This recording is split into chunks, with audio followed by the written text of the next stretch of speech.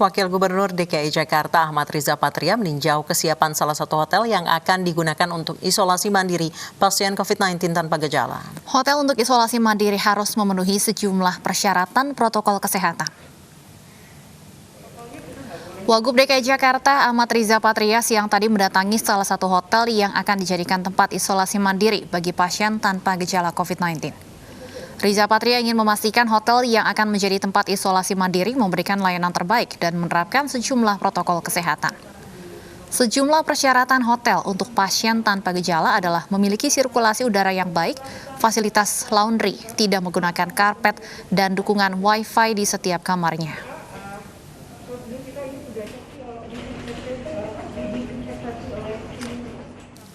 Wakil Gubernur DKI Jakarta memastikan kabar bahwa Gubernur DKI Jakarta Anies Baswedan masuk rumah sakit tidak benar. Beberapa hari lalu Gubernur Anies masih beraktivitas seperti biasa.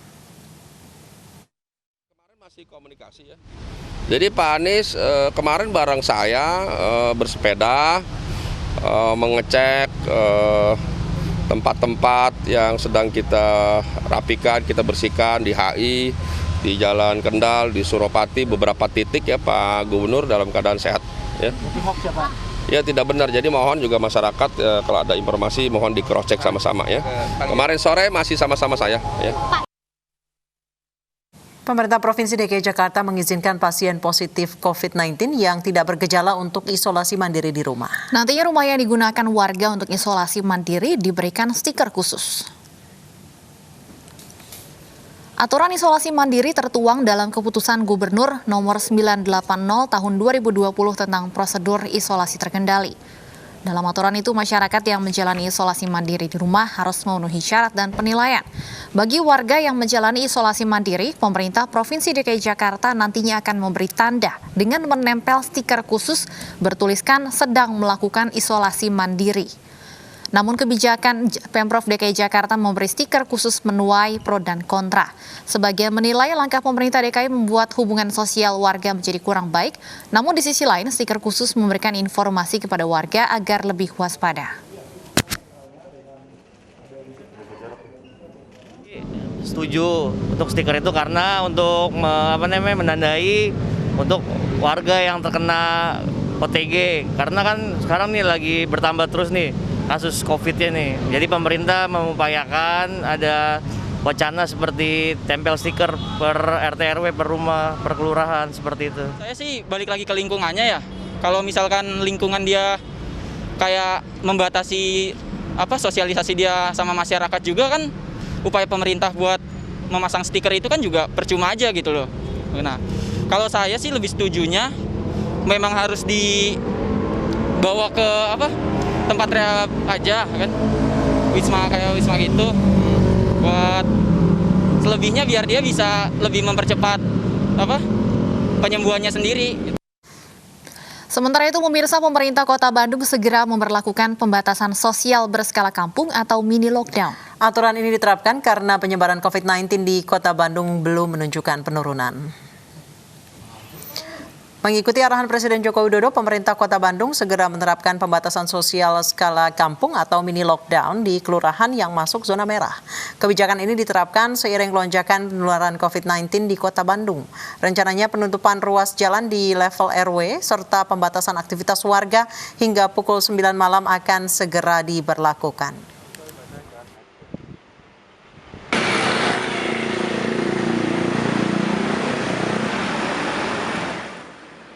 Presiden Joko Widodo tekankan pentingnya mini lockdown dalam penanganan dampak pandemi COVID-19 agar tidak merugikan masyarakat. Presiden juga menyatakan mini lockdown membuat penanganan dampak pandemi COVID-19 lebih terarah tanpa membunuh ekonomi. Menurun, ya, betul, itu fakta. Tapi mana ada negara yang tidak menurun ekonominya? Bahkan ada banyak negara lain yang harus memikul beban ekonomi yang jauh lebih parah. Dibandingkan dengan beberapa negara Asia Tenggara lainnya misalnya, kinerja ekonomi kita masih lebih baik. Sekali lagi, ini fakta. Setelah 7 bulan, banyak yang bisa kita pelajari dari wabah ini. Misalnya, pembatasan sosial, saya kira harus kita sesuaikan. Untuk itu saya menekankan pentingnya pembatasan sosial skala mikro atau mini lockdown. Kita buat lebih terarah, spesifik, fokus, tajam untuk mengatasi masalah COVID, tapi tidak membunuh ekonomi dan kehidupan masyarakat. Wabah ini jangan diremehkan, ini realita, tapi jangan membuat kita pesimistis. 7 bulan ini Indonesia membuktikan mampu mengatasi masalah. Belum sempurna, ya, tapi bisa kita perbaiki bersama-sama. Mengatasi pandemi ini memang sulit, memerlukan kerja keras bersama, dan saya yakin kita akan dapat melakukannya. Yang penting, dalam situasi seperti ini, jangan ada yang berpolemik dan jangan ada yang membuat kegaduhan-kegaduhan. Pemirsa, nama Dr. Handoko Gunawan viral beberapa waktu yang lalu karena dedikasinya merawat langsung pasien COVID-19 di usianya yang sudah 80 tahun. Atas kontribusinya dalam upaya penyembuhan pasien COVID-19, Dr. Handoko terpilih menjadi salah satu nomini dalam ajang Indonesia Award 2020 kategori penghargaan khusus di bidang kesehatan.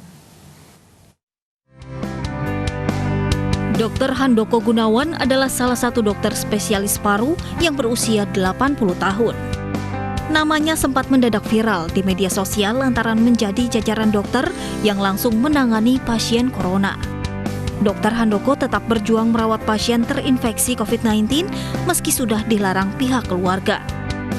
Di usianya yang tak lagi muda, Dr. Handoko Gunawan malah berada di garda terdepan penanganan kasus COVID-19 dan bekerja merawat pasien hingga jam 3 pagi. Dr. Handoko Gunawan terkenal di awal kasus COVID-19 di Indonesia. Dokter yang sudah mengabdi hampir 40 tahun ini bahkan sempat dirawat di rumah sakit karena mengalami kelelahan dan sesak nafas. Atas pengabdiannya tersebut, Dr. Handoko Gunawan pun menerima banyak apresiasi dari masyarakat dan para pesohor tanah air.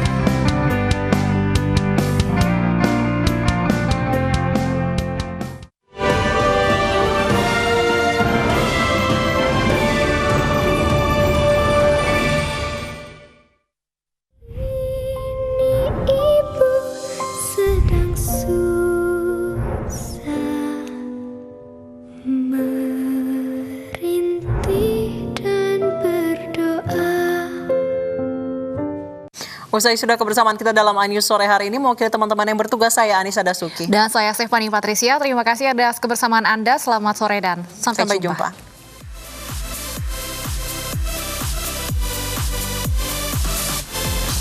Mari kita semua saling menyayangi dan saling berbagi dan bersama untuk hadapi bencana, kelak sambut pagi dan cerah mentari. Dan cobalah mari kita semua saling menyayangi dan saling berbagi dan bersama untuk hadapi bencana, kelak sambut pagi dan cerah mentari.